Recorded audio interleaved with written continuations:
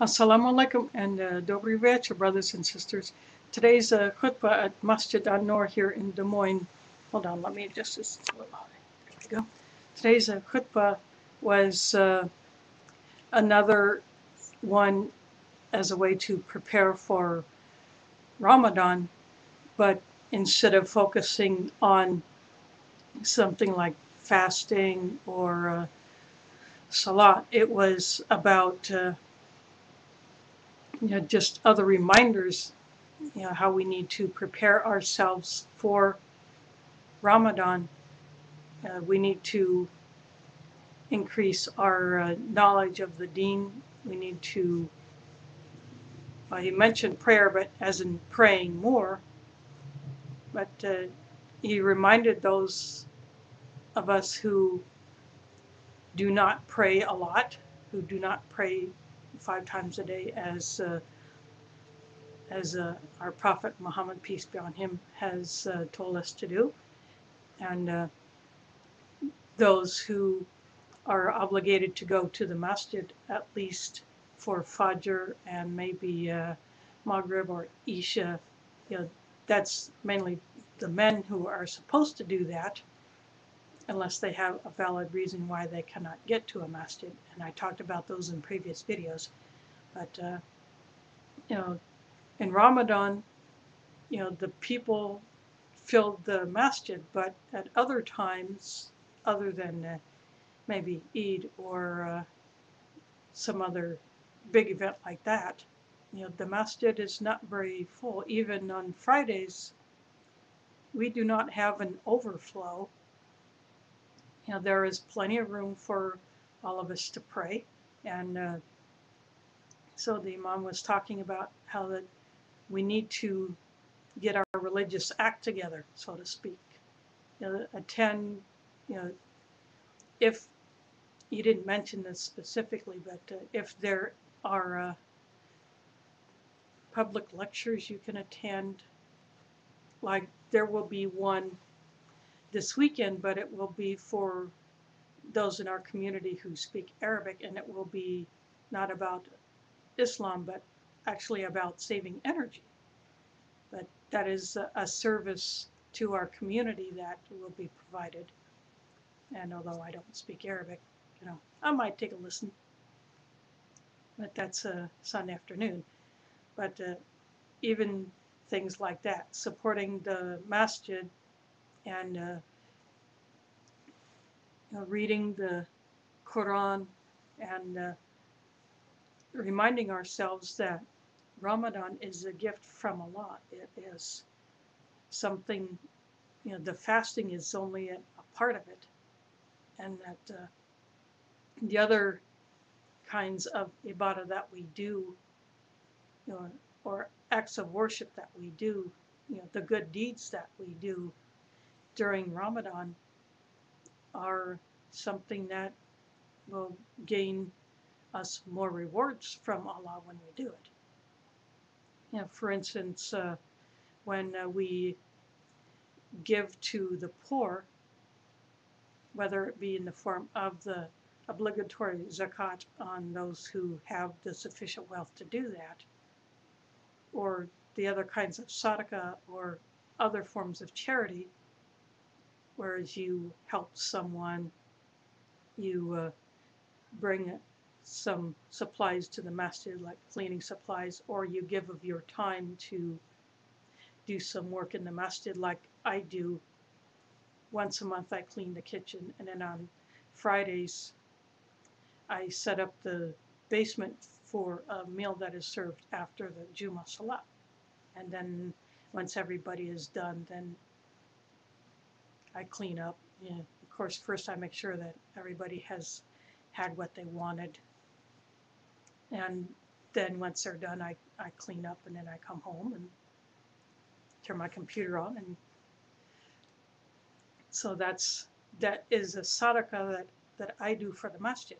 And today was mentioned that it is now legal to send material aid from individuals or small groups to Somalia to help with their drought situation. And that is another kind of, you know, giving a sadaqa in this way can be an act of worship. I guess it can be, you do it for the sake of Allah. You do it to help your brothers and sisters in need. And so that is something that we need to do more of. I mean, even a smile is sadaqa. Giving a kind word is sadaqa. And I've mentioned this in previous videos too. But since Ramadan is getting close, you know, optional fasting, like normally I wouldn't tell just anybody that I'm fasting, but I'll use it as an example. You know, last year, my first Ramadan, I fasted nearly the entire month of Shaban, but at that time I was doing it not just for the ibada, for the blessing of Allah, but I called it a practice fast because I was not fully aware of, you know, I wanted to make sure that I was doing it right. So, plus I had a chance to do some dawah since I was taking a class at the time at a local community college. So I got to tell my classmates a little bit about Islam and Ramadan and the reasons why Muslims fast. So, I got a bit of a late start, but I'm going to fast as much of this month as I can. It's part of my preparation for Ramadan, and it's something that that anyone who is able to fast can do so. And it's not a requirement to do it, although the Prophet Muhammad, peace be on him, did fast a lot in Shaban, which is the month right before Ramadan.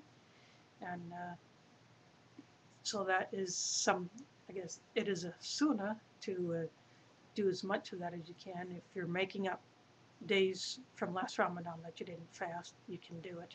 In this month, it's it's perfectly fine to do that. And just that's basically what the khutbah was about today, was getting our religious act together and making sure that we are pleasing to Allah, because we never know when Allah will command our soul be taken from us, and we might not make it to Ramadan. And